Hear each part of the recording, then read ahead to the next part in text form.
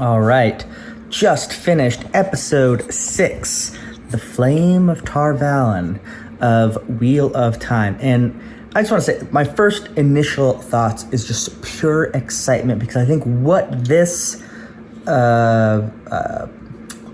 episode shows is that the show Wheel of Time is not going to stay religiously to every aspect of the books while still holding to the overarching themes and story, which that's exactly what I wanted out of this. I did not want a shot-for-shot remake of the books. I did not want them to carry everything from A to B to C, just like we read in the books. I think actually it'd be a terrible TV show if you just kept going on like that. And the reason I was excited about a Wheel of Time show is because I think some of the weaknesses of the series as a whole, especially kind of the bloated aspect of it, some of the sameness as far as theme and gender politics, that stuff just kept it from being, as great as I thought it could be.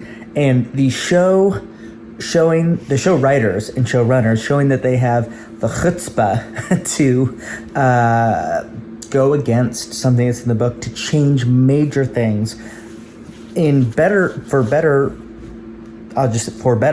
I think is so exciting. And sometimes they won't always be better. They might be worse. And I'll talk about that in a little bit. But overarching, that's what I come out. Oh, wait, sorry. I'm so excited. I'm shaking the the camera. Callie is here. Callie, what'd you think of the episode? I think she liked it. Anyway, what I come from this episode thinking is they're doing this with courage. And you need to have courage to make a good TV show, not just a remake of the novel. So really excited. Now let's get to some specifics, starting off with that first opening scene, which I loved. So this is Swan as she is young. I always say Swan, kind of like S-W-A-N, but with a slight emphasis on the I. They say Suan, I think. I don't know, that's neither here nor there, but her introduction as a fisherman's daughter, and I'm be curious if people are watching this and haven't read the books. Did it come across that where she lives, this area, it's called Tyr, they're very anti-Aes Sedai, and that's why the home was burnt down? I caught that because that is an aspect in the book that is discussed, but I wasn't sure if that was clear with the dialogue. But I also think that continues to sort of play into the theme of are Aes Sedai good or bad? Yes. And what do they do in the world? Is it good or bad? Yes. Different parts of the world have different prejudices. I think all of that is very, very good. I felt like that wasn't as clear as it could have been in the opening scene, but the heartstrings that are tugged of this little girl being forced to grow up because she has this ability that could be used for good, but also could get her parents in trouble, her dad specifically in trouble, and make her dangerous. I thought that was really, really powerful. Got us to connect with the character of Swan, even though we don't know that that's going to turn out to be the Emerald Seat.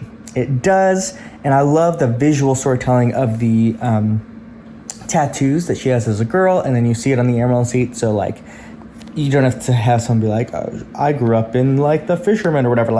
It connects very easily, and I think that's a cool visual as well choice. Wow, there's so much in this episode. I'm glad I took notes because I wouldn't have remembered all this. First off, the exorcism of Matt by Moraine is super cool. Just visually gorgeous, disturbing, but not in a terrible way, but in a way that really emphasizes the evil of this. I just really, really liked that, and sort of a foreboding nature that that storyline's not done yet. I thought that was really well handled, really interesting. This whole episode, really, it's called the Flame of Tar Valon, but really this is Moraine's episode.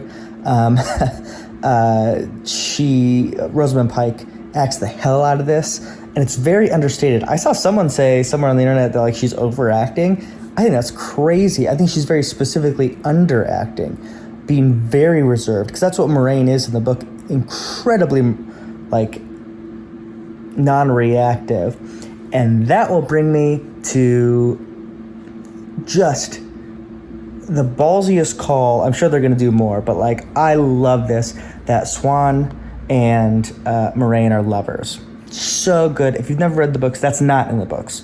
In the books, they're childhood friends who like came up with this whole plan to find the Dragon Reborn after they had a prophecy, which they mention in this, which is good and interesting. But for them to be lovers and to have the emotional connection with each other on top of this really like world-saving thought is so much more powerful, and it gives so much more character to both of them. Like, as I was saying, Moiraine is so understated, and so that's why it is so powerful to see her sort of let go for this one scene with Siuan, like the one person in the world that she like cares for, and well, maybe not one person, because Lan I think is there as well, but like not cares for her, but like it trusts enough to just kind of let her guard down. And it's beautiful. Like, she's pacing, she's smiling, she's laughing, she's being playful in the foreplay. Like, all of that is like the on your knees bit. I thought that was really well done. It's just fantastic.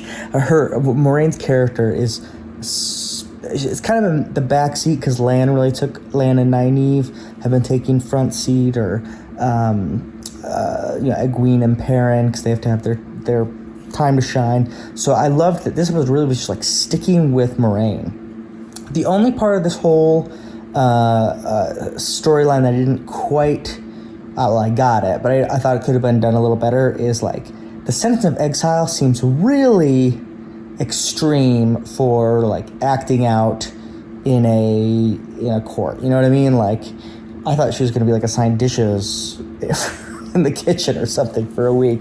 To be exiled, which seems like the worst like thing outside of like gentling or like killing, would be like banishment. So it seems really strong. I mean, I know like obviously Moiraine asked for it for certain reasons, but it doesn't seem like that'd be a believable sentence.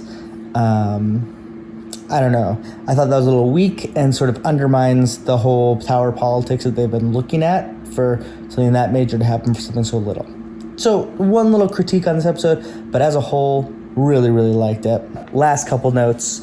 I'm not going to say anything more, but for book readers, there was a ton of foreshadowing of stuff that happens later in the series, at least in the books.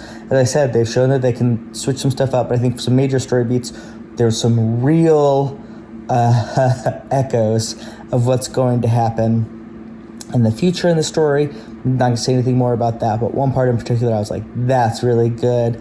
We're going to remember that before this is all said and done. The other thing I wanted to mention is the soundtrack.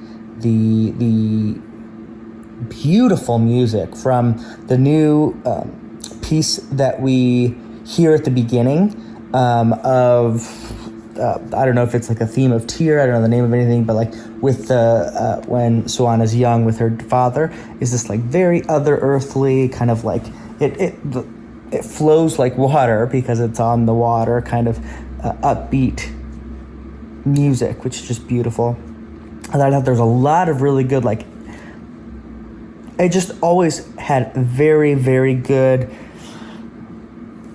emotional resonance the whole time. Like, it's very epic when there's the Emerald seat and that talk in the beginning. There's a beautiful sort of romantic string thing being done when Siuan and Moiraine are together. And then the Two Rivers theme, which I didn't even realize that I had like internalized as much as I did at the reunion when they're all together in front of the waves, is like, oh, this is great. Love this. So I thought that was all good. And then, just to close out here, obviously the last sort of cliffhanger of Mat not coming with them. I'm going to reserve judgment on that to see where it goes. It seems out of character for Mat, who, for all of his griping and complaining, is incredibly loyal. At least in the books, we'll see where this goes, but like, that's his overarching like characteristic, is loyalty to his friends, those who he cares about, and tries to do the right thing, even though he's sort of a scoundrel while he does it. And so, yeah, it's a cliffhanger. So I'm going to reserve judgment, because who knows? Maybe, Moiraine will like rip him in or something next week. We don't know. But yeah, I'm going to reserve judgment, but I'm not sure I love that. And that would be another big departure from the book. So overall, Really like this episode. Again, I'm liking that the power of this series is in the acting and the writing, not in sort of like the big fantasy set pieces. Like these last couple episodes have been all conversation, and I thought they've been the best of the season. The first 3 episodes, which were very focused on like action and crazy things and vomiting out bats and all that kind of stuff, I thought were the weakest so far. That's just me. So what do you guys think of the episode? Callie already said she really liked it, but she wants to know what you guys think. Did you like the Swan and Moraine change up? If you haven't read the books, did that work for you? I just, oh man, I love that so much. So let me know in the comments what you think. As always, first in, last out.